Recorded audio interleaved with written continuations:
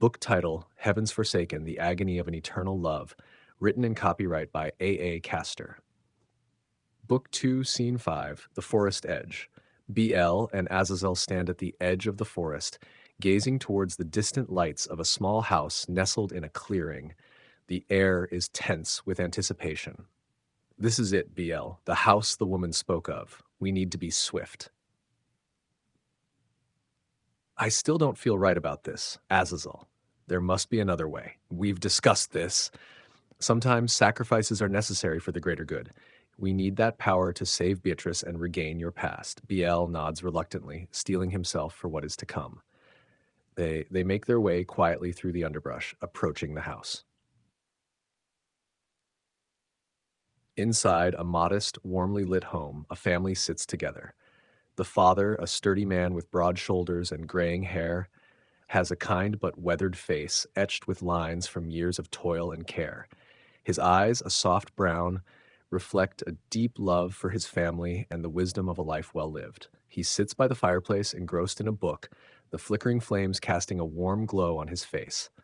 The mother, a woman with gentle features and a nurturing aura, sits nearby, her hands deftly sewing a piece of clothing. Her long, dark hair, streaked with silver, is tied back, revealing a face marked by the passage of time and the joy and sorrow it has brought. Her eyes are a serene blue, filled with a quiet strength. Their daughter, a young woman on the cusp of adulthood, stands by the stove, stirring a pot of stew. Her long, auburn hair is tied back in a loose braid, revealing her striking green eyes. She moves with a graceful efficiency, her simple dress accentuating her natural beauty and giving her an ethereal appearance. Dinner smells wonderful, dear. What's on the menu tonight? Just a simple stew, Father. I used the vegetables we harvested this morning. You've done a great job with the garden this year. We're lucky to have such a bountiful harvest. And lucky to have such a talented cook in the house. Thank you. I enjoy cooking for the family. It makes me happy to see everyone well-fed and content. Speaking of contentment, I finished mending your cloak today. You can take it with you tomorrow when you visit the market. Thank you, my love. It's been getting colder lately. I appreciate you always looking out for me.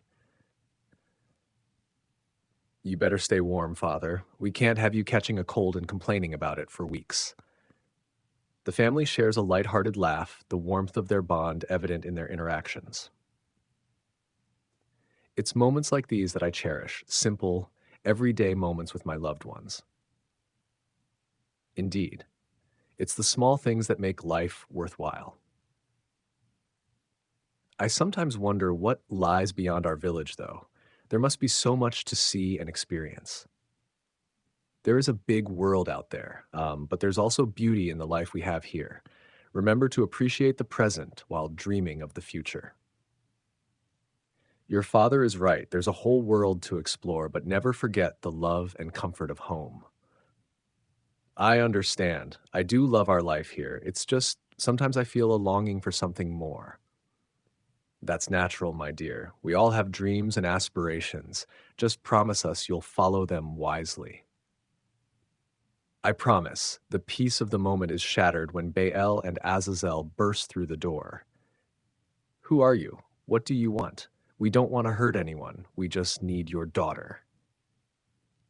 Over my dead body. The father reaches for a nearby object to defend his family. Azazel seizes the moment, lunging at the father with demonic speed. So be it. Azazel strikes the father down, the force of the blow sending him crashing into a table. The mother screams, rushing to her husband's side. Mother, no! Please, no! Azazel turns to her, his eyes cold and merciless. He attacks her swiftly, and she falls beside her husband. The young woman, frozen in terror, watches as her parents are killed. Daughter, why? Why are you doing this? Get the girl, Be-el. We don't have much time. Be-el, visibly shaken by the violence, steps forward and gently takes the girl by the arm. She doesn't resist, too shocked to move.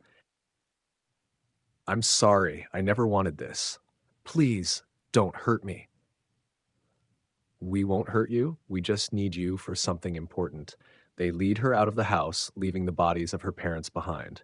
The night air is cool and silent, a stark contrast to the horror that just unfolded. Azazel and Be-el stop just inside the forest, the girl trembling between them. Be-el turns to Azazel, his face a mix of guilt and confusion. This wasn't how it was supposed to go. We weren't supposed to kill them. Sometimes things don't go as planned. What matters is that we have her now. We can proceed with the ritual.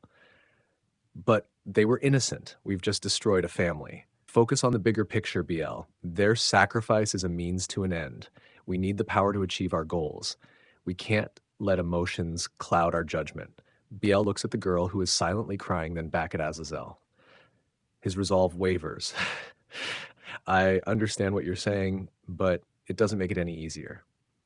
It never is. But remember why we're doing this. For Beatrice. For your redemption. Sometimes the path to our goals is fraught with difficult choices. You're right. We have to stay focused. But this is something I will carry with me, as will I. Now, let's get this done. We need to get her to the woman and complete the ritual. Be-el and Azazel continue deeper into the forest, the girl in tow. The weight of their actions hangs heavy in the air, but their determination to see their quest through remains unwavering.